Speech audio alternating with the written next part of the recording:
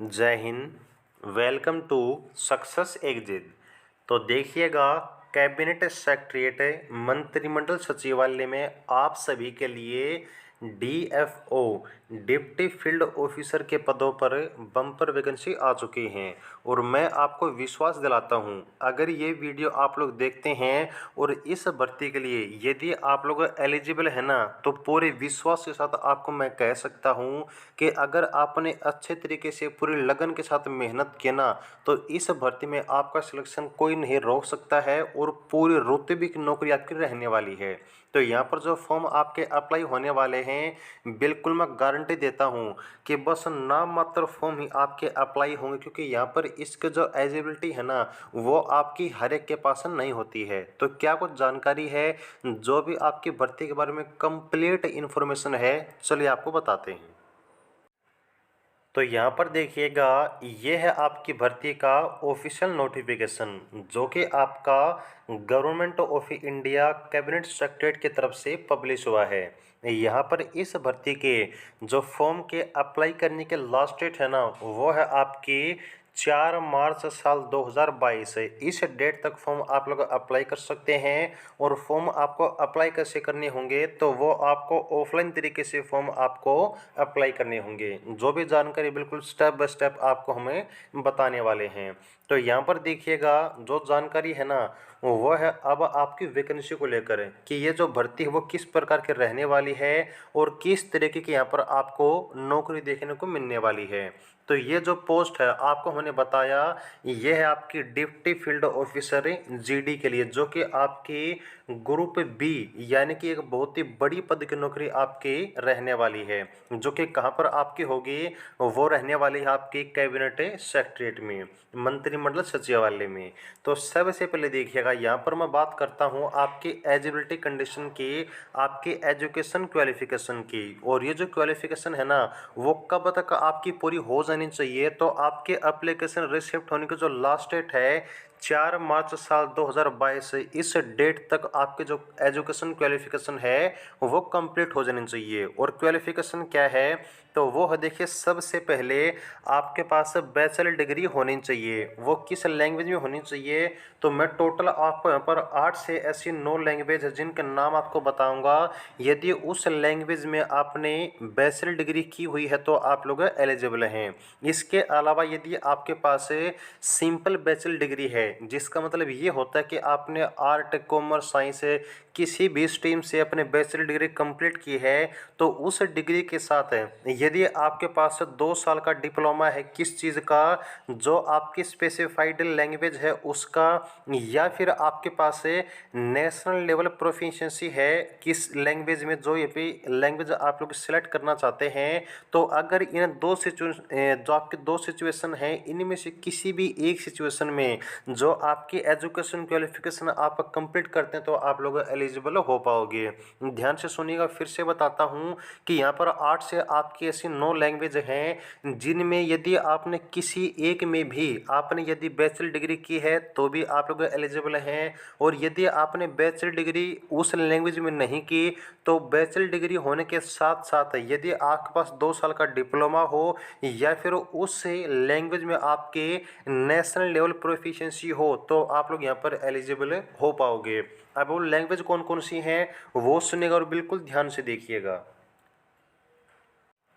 तो यहाँ पर जो भी आपकी लैंग्वेज है और उस लैंग्वेज की वैकेंसी है वो देखिएगा। सबसे पहले है आपकी बलोची लैंग्वेज है। ये जो लैंग्वेज है ना बलोची, इसके टोटल वैकेंसी आपकी 4 वैकेंसी यहाँ पर रहने वाली हैं। और ये जो बलोची लैंग्वेज है ये आपकी कहाँ पर मेनली बोली जाती है, वो पाकिस्तान में या फिर आपके ईरान में या फिर अफगानिस्तान में, ये जो लैंग्वेज है आपकी बलोची वो बोली जाती है। उसी प्रकार से आपकी जो भाषा लैंग्वेज है उसके टोटल आपकी यहाँ पर 2 वैकेंसी रहने वाली हैं। देन आपकी जो अगली लैंग्वेज है वो है आपकी बर्मीज। कौन सी लैंग्वेज है, बर्मीज। इसके टोटल देखिए आपकी यहाँ पर 4 वैकेंसी रहने वाली हैं। बर्मीज आपकी जो मेनली कहाँ पर बोली जाती है, जो बर्मा है, बर्मा जिसको हम म्यांमार बोलते हैं, बर्मा में यहाँ पर आपकी जो लैंग्वेज है ये रहने वाली है, आपकी ऑफिशियल लैंग्वेज है। ओके।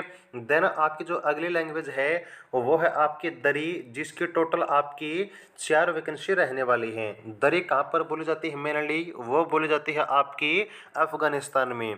उसके बाद आपकी अगली लैंग्वेज है दरी के बाद कौन सी है, वो है आपकी जनखा। कौन सी लैंग्वेज है आपकी, जनखा। इसके टोटल आपकी 4 वैकेंसी हैं। जनखा कहाँ पर बोली जाती है, वो आपकी बोली जाती है मेनली भूटान में। कहाँ पर, भूटान में। उसके बाद आपका जो अगली लैंग्वेज है वो है आपकी, देखिएगा, देवही। कौन सी लैंग्वेज है, देवही। इसके टोटल आपके 4 पोस्ट हैं जो कि आपकी मेनली कहाँ पर बोली जाती है, देवही आपकी मेनली बोली जाती है, देखिएगा, मालदीव्स में। कहाँ पर बोली जाती है, मालदीव्स में। उसके बाद आपको जो अगली लैंग्वेज है वो है आपकी काचियन। कौन सी लैंग्वेज है, काचियन। ये कहाँ पर बोली जाती है, तो ये आपकी बोली जाती है, देखिएगा, काची मेनली एक तो आपकी बर्मा में, दूसरी आपकी चाइना में, और कुछ आपके जो इंडिया के लोग हैं वो भी इस लैंग्वेज को यूज़ करते हैं। इसके टोटल आपके काचिन के देखिएगा यहाँ पर 4 पोस्टें रहने वाली हैं। और इन सभी पोस्ट में जिसकी सबसे ज़्यादा वैकेंसी है वो है आपकी रशियन लैंग्वेज। कौन सी लैंग्वेज है, रशियन लैंग्वेज। रशियन जो लैंग्वेज वो आपके कहाँ पर बोली जाती है मेनली, तो एक तो सीधी सादी बात है आपके रसिया में, उसके बाद आपकी कजाकिस्तान में, फिर आपके किर्गिस्तान में। इन्हीं जगहों पर आपकी मेनली ये लैंग्वेजें यूज़ की जाती है। और जिसकी सबसे ज़्यादा वैकेंसी है टोटल आपकी 8 वैकेंसी। उसके बाद आपका जो अगली पोस्ट है वो है आपकी सिन्हाला लैंग्वेज की। इसके टोटल 4 ही वैकेंसी हैं। और इन 4 में से यहाँ पर देखिएगा जो लैंग्वेज आपकी बोली जाती है सिन्हाला, वो आपके मेनली श्रीलंका में बोली जाती है। तो इन सभी लैंग्वेज को मिलाकर, इन सभी पोस्ट को मिलाकर जो टोटल आपकी पोस्ट बनती है, आपकी वैकेंसी बनती हैं, वो आपके 38 है, 38 लैंग्वेज आपकी बनती हैं। ओके। अगर बात करूँ मैं आपकी एज लिमिट की, तो यहाँ पर देखिएगा आपके जो कम से कम एज है वो 21 साल होनी चाहिए, और अधिक से अधिक आपकी एज होनी चाहिए 30 साल। कितनी एज होनी चाहिए, 30 साल आपकी एज यहाँ पर होनी चाहिए। और 21 से 30 साल की जो एज लिमिट हो काउंट कब से होगी, तो वो होगी आपकी एप्लीकेशन रिसिप्ट होने के क्लोजिंग डेट है, लास्ट डेट के अनुसार, जो कि आपकी यहाँ पर 4 मार्च रखी गई है। तो 4 मार्च के दिन आप कम से कम 21 और अधिक से अधिक 30 साल के होने चाहिए।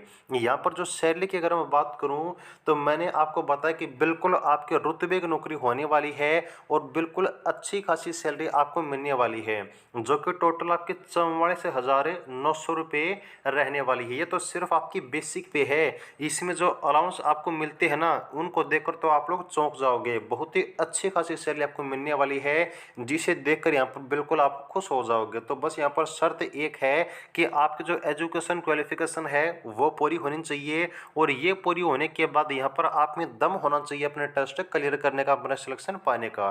अब आप जो सिलेक्शन प्रोसेस है वो क्या रहेगी वो भी बताते हैं, लेकिन इसके अलावा जो भी आपकी कैटेगरी है ना, उनको किस में कितनी छूट मिलेगी वो देखिएगा।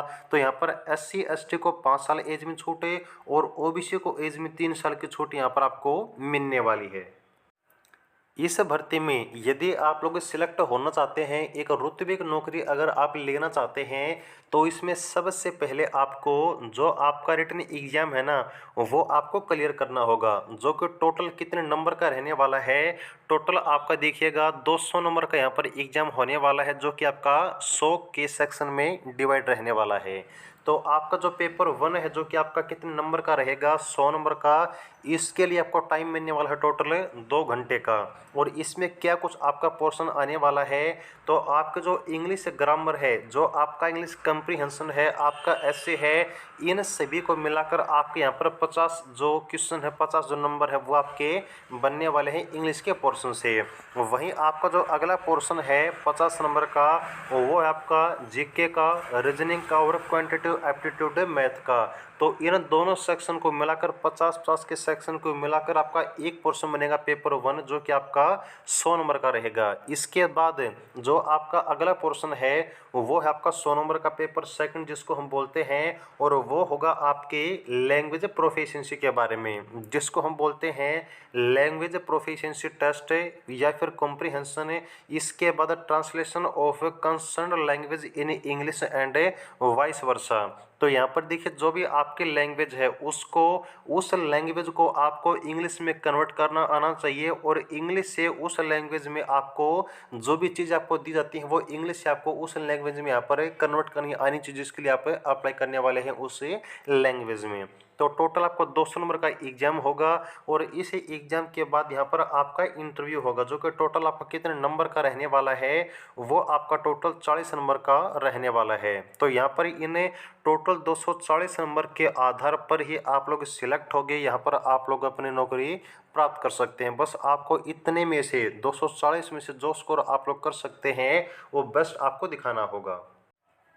यहाँ पर आपको हमने बताया कि इस भर्ती के लिए आपको ऑफलाइन तरीके से फॉर्म अप्लाई करना है। तो फॉर्म कैसे, कहाँ पर कैसे अप्लाई करना है, सारी बातें आपको बताएंगे।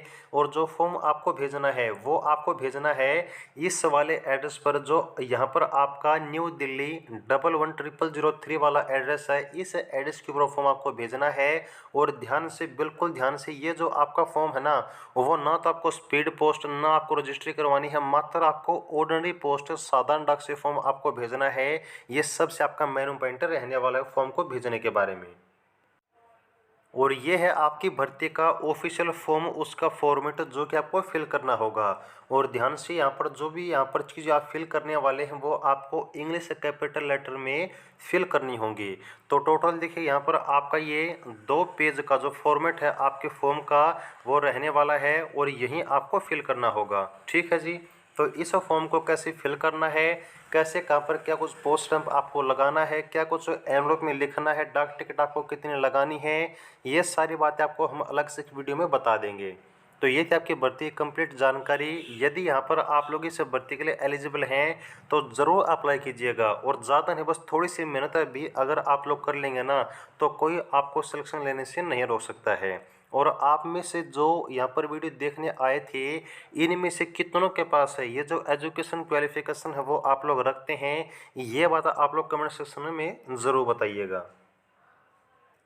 और यदि आप लोग ग्रेजुएट हैं, ग्रेजुएट होने पर आपके पास कोई लैंग्वेज का डिप्लोमा नहीं है, तो आप लोग क्या कर सकते हैं, ये जो ये वाला फॉर्म है ना, ये वाला फॉर्म है वो आप लोग भर सकते हैं। इसमें क्या चीज़ आपको यहाँ पर एक्सेप्ट करनी होगी, तो यहाँ पर आप लोग ये बताएंगे कि जो लैंग्वेज के लिए फॉर्म आप अप्लाई करने वाले हैं उसका कोई भी सर्टिफिकेट आपके पास है नहीं है, लेकिन उस लैंग्वेज में आपकी प्रोफिशिएंसी है, उस लैंग्वेज में बिल्कुल बेहतरीन तरीके से आप लोग कम्युनिकेशन कर सकते हैं। ये बात आपको इस वाले फॉर्म में यहाँ पर एक्सेप्ट करनी होगी, आपको सिग्नेचर वगैरह इसके लिए करने होंगे।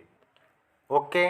तो ये खुशखबरी भी आपके लिए है कि यहाँ पर जो आपकी सर्टिफिकेट चाहिए, जो आपका डिप्लोमा चाहिए आपके लैंग्वेज में, वो नहीं होने पर भी यदि आपको लैंग्वेज का ज्ञान है, या फिर जब तक आपकी भर्ती होती है उस टाइम तक आप उस लैंग्वेज को सीख सकते हैं, तो बस ये वाला जो फॉर्म है ना, आपका ये कागज़ आपका सारा काम बना देगा।